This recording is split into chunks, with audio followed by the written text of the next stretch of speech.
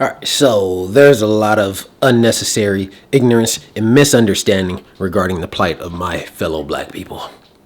Doesn't make any sense. So what I'm gonna do right now is a very quick guide for anyone who has time and wants to defend why Black Lives Matter.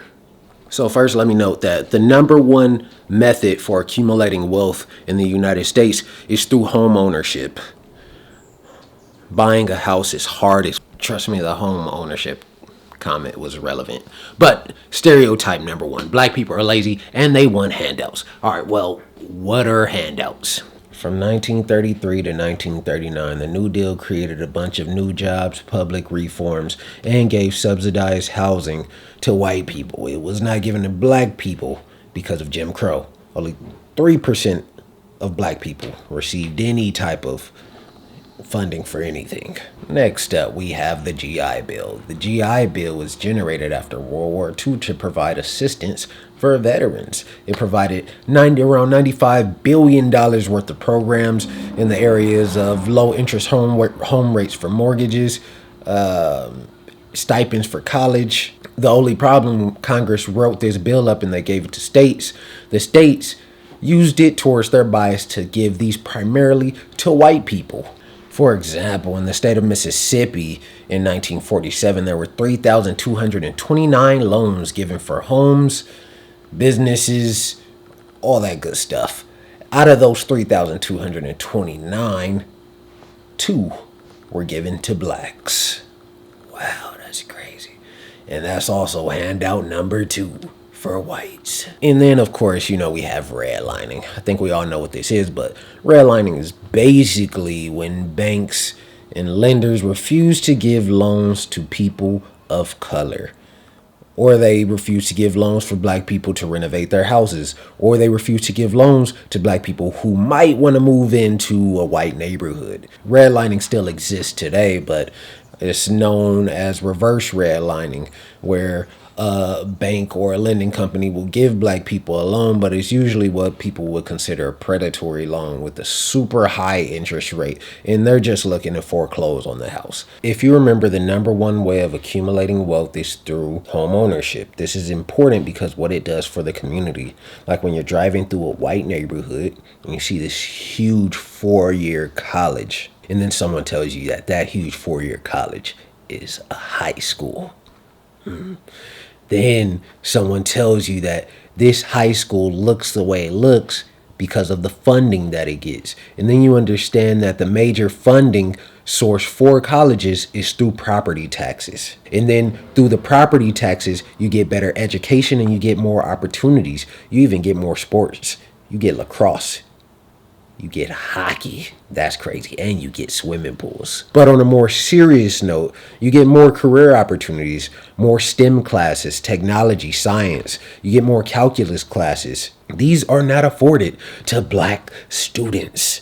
Not at a high rate, at least. Property taxes even helps generate funding for public parks. I went to a park in Manhattan Beach the other day. They had grass bowling. I didn't even know that was a thing, that you bowl on grass. The only things that are at black parks are pull-up bars and basketball courts. It's like a prison prep park. But seriously, that's why you see so few black and brown people in STEM workforce, like engineering and math, just because those opportunities aren't presented to us. All right, hopefully with that little tidbit of information that I just gave, it was able to give a basis on why the stats concerning black people are the way they are in the first place. Now we could touch on just a couple of stereotypes that really annoy me. One is black people are thugs and criminals. Now, there was a social theorist who goes by the name of Robert Merton. He elaborates on what's called strain theory. Now, in short, strain theory emphasizes that most people share similar values, goals, and aspirations, but many people do not have the equal ability or means to achieve goals, such as economic or social success. The discrepancy between what persons want and their limited opportunities to achieve them produces frustration or string. So basically, you are black. This is why I cover housing first, because housing coincides with opportunities. Housing generates opportunities in every facet.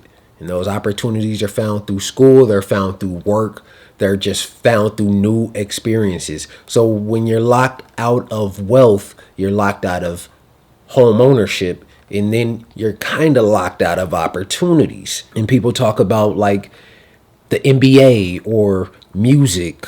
With music and NBA athletes, 90% of all the wealth in the black community is held by 10% of the people.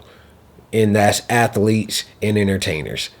That does not count. That's not doing us any justice or any good. Now, when we talk about gangs and gang culture and the promotion of it, that's what people know. That's their experience. A lot of times people aren't afforded other opportunities. People have to go out and search for these opportunities, where in other communities, those opportunities are readily presented to them.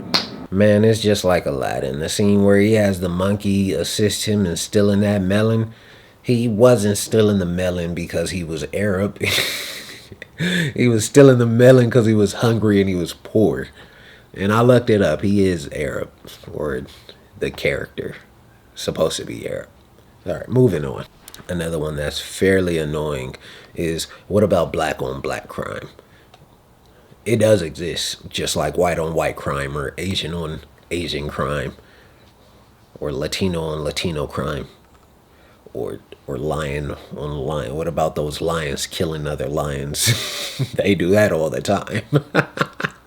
It does exist. It's at 90% in white people are around 80% per FBI stats. Now, again, it's slightly higher, 10% higher for blacks, because more black people are in poverty than white people. And crime is in direct correlation with poverty. Why am I going to go steal from someone in another state when I could just steal from my next door neighbor? Or why would I go to another country to kill someone? Unless I'm United States government. I just want to say, like, honestly, I'm not even with movements like that.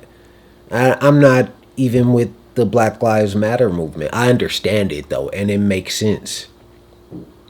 And other people being against it doesn't make sense. There's at least in essence, other people not understanding that black people are not afforded the same opportunities as white people, and it's far from it.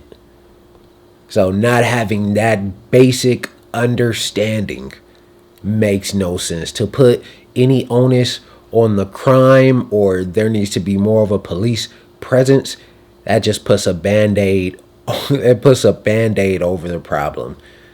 And this misunderstanding or lack of empathy is keeping us from moving towards the bigger picture. And that's really like this social class battle, this social class structure. That's the real criminal. So we got to move past this.